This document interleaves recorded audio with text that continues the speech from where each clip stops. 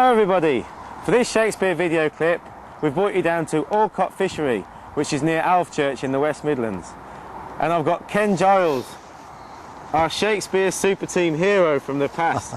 Now Ken was the original Shakespeare super team captain who set up the team way back in the early 1980s. 70s, Yeah. about 70s. We set it up, first of all, hello everyone.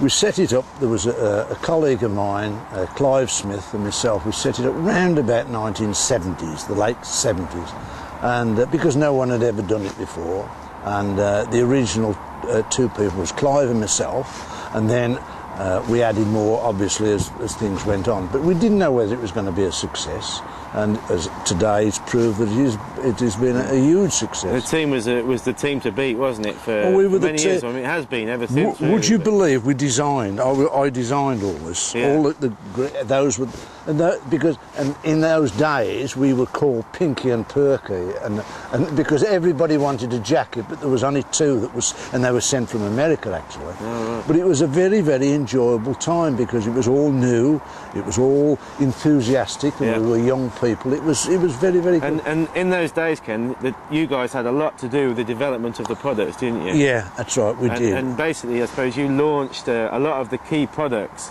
and led the way in terms of match fishing in the UK. I think so. I mean, when it's a little bit hard to describe, but when you're in the forefront of it, you don't think you're in the forefront of it. You just remember now we were working class people, Yeah. so we got 9 to 5 jobs, etc. Sure. And fishing generally was Saturdays and Sundays, and it took off from there. Yeah. And it was one of those things. It was an exciting time, and it was a lovely time, and we were sort of pioneers, if you can understand, pioneers of angling, etc. We didn't know it. Yeah. I mean, it didn't go down like that. We were just young fellas that were interested in angling, and the more fish we could catch, the better. And obviously, it was like a match in a matchbox. Clive was a bit volatile, and I was probably a little bit laid back, and it worked. It was very, very successful.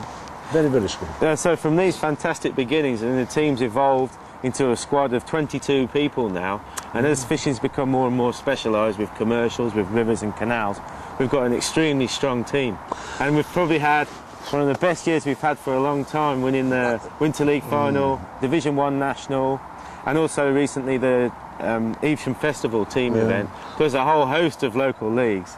So you must be really proud to see the team still winning. I think your managing director must be awful proud, and must be awful proud because they've been very, very successful on natural rivers.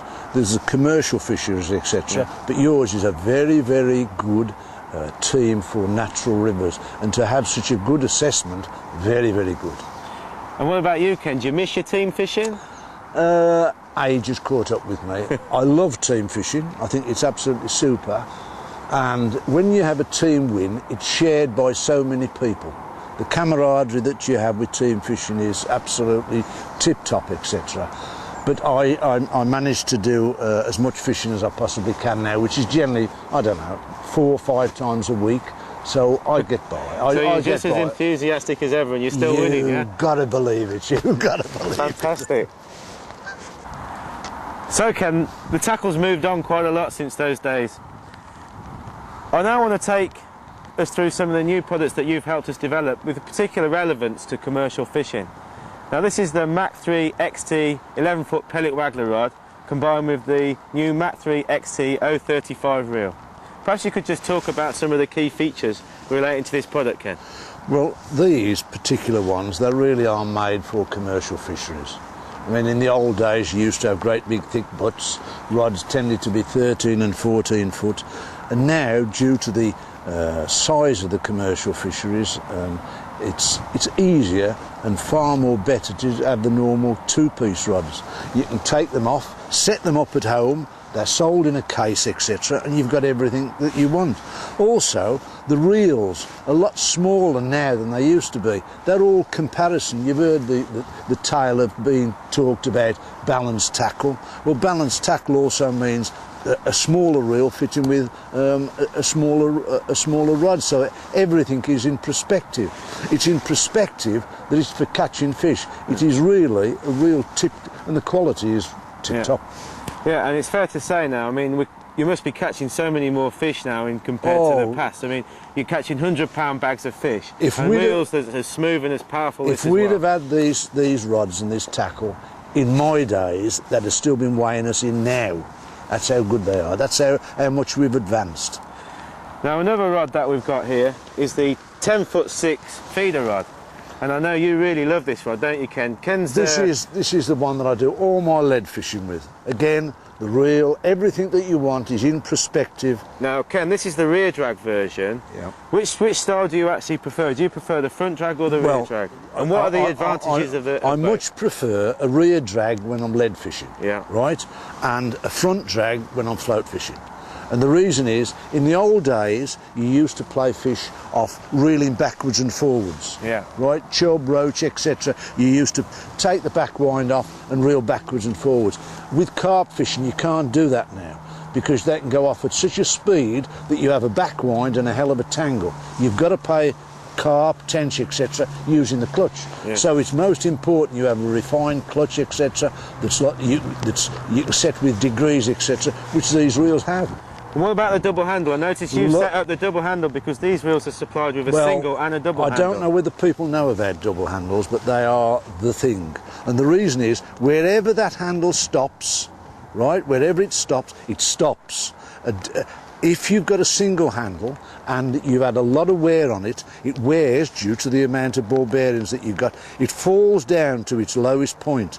And when all of a sudden it falls down there, you either have a lot of line going back over the spool or round, causing tangles. As it is, when you cast like that, it stays exactly where it was intended. It stays still, which is what you want. You don't want a handle going backwards or forwards, taking in or giving line that you don't know about. And what about the action on the rods, Ken? I guess the action's changed dramatically as well. I mean, in the past, the rods used to have a stiffer action with a splice tip. Yeah, in those days, you see, carbon was in its infancy, and what you used to have is a rod that's very stiff, and then you spliced a tip into it, and when you had the tip into it, it was never mellow. There was never a mellow tip like you've got now.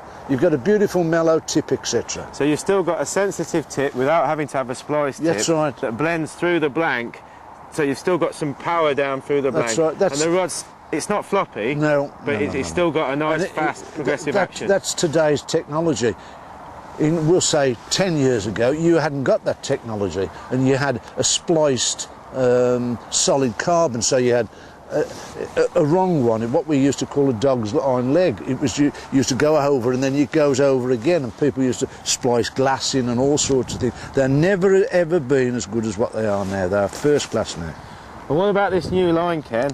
I wanted to give this a bit of a plug, and you've been testing this for me. I've been testing this for some time, and it really is a class line. And this is the Berkeley XWR line. Now, in my early days, I did my time on the bench, and so I still read a mic, etc.